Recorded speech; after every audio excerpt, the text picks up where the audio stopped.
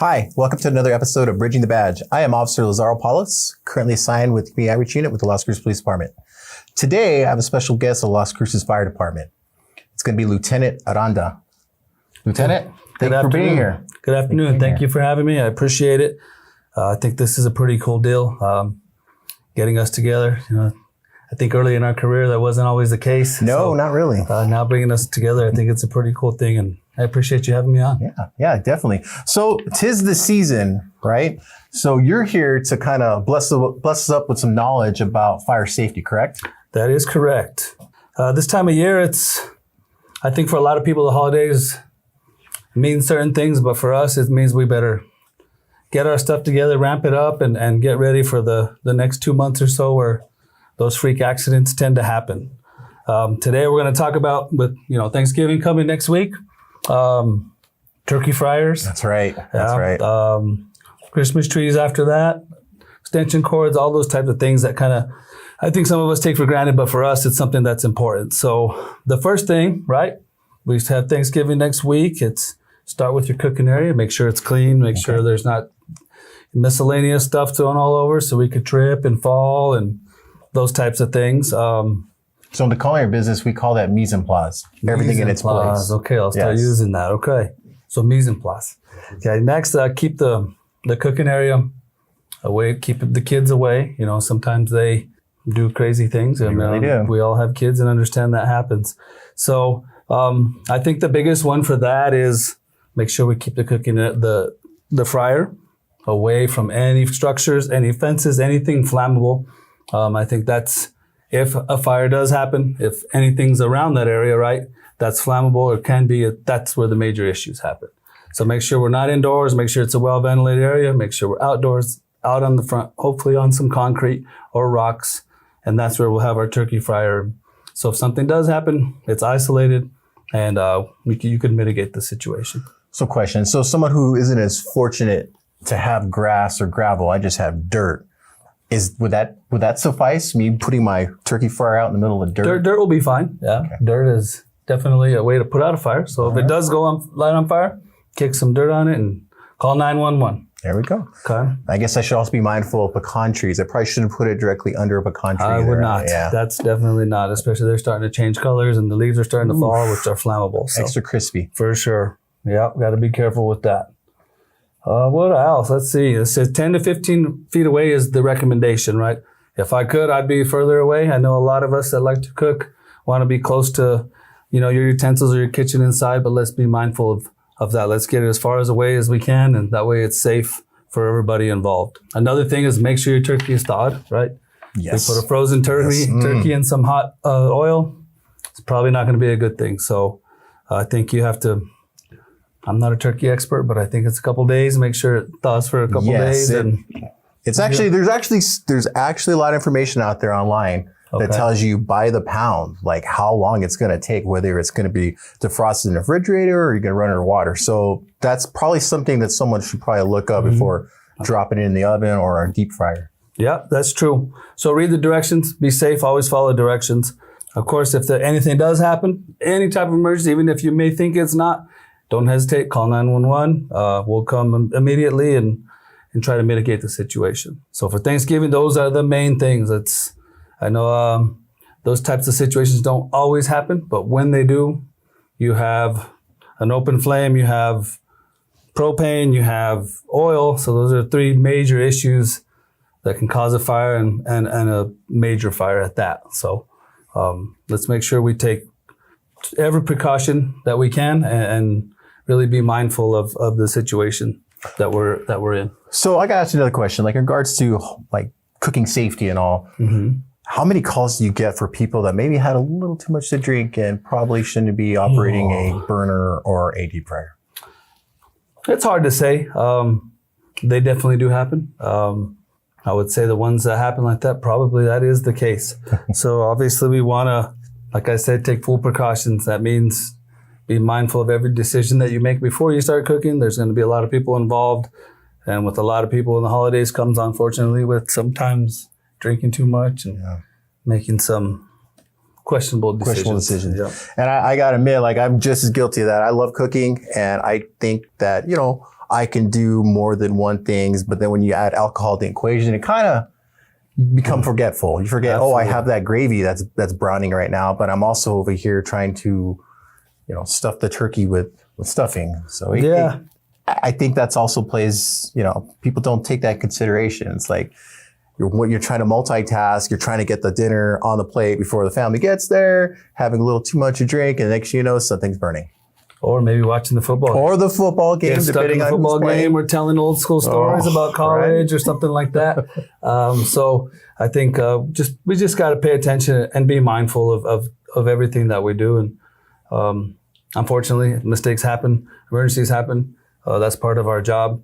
But being in the position I'm in now, with fire prevention, I think I'm a little more aware of it and hopefully trying to get the message out more so we're maybe before, I think I was kind of like, oh, if it happens. It happens, yeah. We're excited to go help if we can, but now it's, how about let's try and prevent it? Prevent it, yes. Yeah, I think that's the idea now. All right, so going back to turkey fire, I know we keep coming back to it, but I feel like a lot of the reasons why you and maybe PD respond is those turkey fires. So I have to ask, propane, is there something we need to take consideration when purchasing propane or utilizing it? Absolutely. Great point. I think it's important that we make sure we check our regulators, check the hoses, make sure they're not leaking, check our propane tank, make sure it's appropriate, make sure it's connected correctly, right? Sometimes the threading could you can get cross-threaded. Make sure our burners are even. If you put it on dirt, right, make sure it's flat, because then you're going to cook it crooked. Or if it falls off your center of gravity, then we could have a spill. So just go through and make sure and check all your equipment. Make sure there's no leaks. Make sure it's safe, and take your time to take all the necessary precautions. So that accident that everyone talks about, that everyone asks us about, doesn't happen. So moving on from Thanksgiving, with Christmas right around the corner, because I know I'm one of them. As soon as that Thanksgiving's over, that next day I'm putting up my lights. What are some things You're one of those guys. I am one of those guys. I'm going to be honest with you. Okay. I invested in some Govee lights, so those things are up year round. So I'm just about to throw up all my inflatables and call it good. I'm not one of those guys, but my daughter is making me. So there's a lot of important things. I think first thing we could talk about is Christmas trees, right? Everybody wants to get their Christmas tree up. If it's a real Christmas tree, let's make sure it's fresh. Make sure you do like the break test. If the needles are snapping right when you buy it, well, we're still a month out from Christmas. Within a few weeks, it's going to be dry and could become extremely flammable. Make sure, obviously, we water it. When we put the lights on it, let's make sure we don't have any missing light bulbs. Let's make sure everything's intact. Go through all your lights. Extension cords, that's the big one, right? Mm-hmm. Those of us in the Prevention Bureau, that's kind of the big no-no for us. You can't have one extension cord to the other, to the other, to the other. That's a major reason for fires, not just around the holiday season, but in general. Yikes. Okay, so make sure, and we have our power strips. Okay. Power strips are key, right? If there is something that goes on, they stop the power, regulate it, and stop it right then and there until it becomes something bigger. So going back to the power extension cords, you're saying not to daisy chain them, so I can't have like 3 going to a power strip? You could have going into a power strip, but they can't be one extension cord into another. To another. Oh. Make sure each extension cord goes into your power strip, because that's basically, for lack of better terms, it's the regulator that you have in your propane tank. It's kind of the same thing. It'll stop the problem right there. Okay, well that makes sense. Or try to. I hate to say I'm just as guilty as that too. Especially in my front yard, it's like, do I really want to buy another long extension cords when I have 3 little ones? But that is very good to know. I just thought just because I had the other one, the power strip in the end, I'd be good. So no, not necessarily. It's not the case. Not necessarily. Going on that, extension cords, I know we've all had those little small thin green ones or the thin brown ones. Yes. Let's go ahead and get some better ones. Oof. Really? Thicker gauged ones, that's what they're meant for. They hold more power. What would be an ideal gauge? Ooh, I would say the bare minimum, I would say at 12, yes. Okay. I know sometimes it seems like it's overkill, but it's better to be safe than sorry. Oh, no, 100%. So, on that, electrical outlets, I think we've seen where we have those adapters where one plug goes into the wall and then it branches off to 3. Let's try to stay away from that. Let's use the power strip, and that's the safest, most efficient way to combat those electrical fires. All right. So with the extension cords, the ones you mentioned, the blue, the green and the brown. Those are the ones that come to mind. Yes, exactly. Those probably shouldn't have them outside. Probably not. Probably. I would not. Okay. I would have the thick gauge quality. Okay. And it's good to have them, not just for Christmas lights. It's for anything, for household daily use, even outside of the holidays. They're good to have. It's good to have good quality equipment. So with the lights, I'm going to move away from the extension cords, but the actual Christmas lights themselves, they have this, where you stick into the socket, but on top of it, they have another one where you can stick into that one. What do you say about utilizing that? Is that something we should, or especially when you're trying to link lights? I think in all reality, they're designed for that. And those lights that do that are LED low voltage lights. So, okay. I mean, I guess the best practice would be not to, but if we wanted to age them, and I think they are designed for that. So I think that's okay. It's just like anything else, just use caution. Just if you think something may not be right or it may be a little bit too much, then it probably is, use the common sense that some of us have sometimes, not all the time. And that's everybody, not that's all of us. So depends on what's happening. If it doesn't feel right, then maybe that's probably, we should probably go get a better extension cord or figure out a better way to get your lights up. I feel like I'm airing out all my electrical problems out to the public, but hey, you know what? I'd rather be safe than sorry. We're all in that same boat. I'd rather be safe than sorry. So another thing too, the extension cords, the thicker gauge that you're referring to. So I had one that it's missing. I would guess you would call it the 3-prong. It's missing that 3rd prong. When that 3rd prong is missing, should I not be using that? Yeah, get rid of it. That's your ground. That's safety. Okay, it's a ground. Safety, okay. Right? They're all designed for a certain. The way they're built is the way they're designed for a reason. Okay. I'm not an electrician. I'm not a professional in that matter. But if something's broken, I don't think we should be using it, right? Yes, that probably explains why my electrical lawnmower caught on fire one day. Yeah, that could be it. Another thing I like to mention is candles, and a lot of us candles, luminarias, Guilty. Those types of things. Hey, I always caution against those. It's an open flame. Open flames are the quickest way to spread fire, correct? Right? So best practice would be not to have candles indoors, okay? But I understand it does happen. If it does, let's make sure it's away from anything flammable. Make sure we don't leave it unattended, and we take extreme caution. I think, I don't know the numbers, statistics, but that's probably a major indicator of most structure fires. Is the candles? A lot is candle, open flame. It doesn't get any more obvious than that, right? Something gets going. And then luminarias, typically they're outside, but they catch on fire. They catch a bush on fire, catches a tree on fire, which catches a car on fire, which turns into a major issue. So let's be very cautious and make sure we don't leave any of those open flames unattended.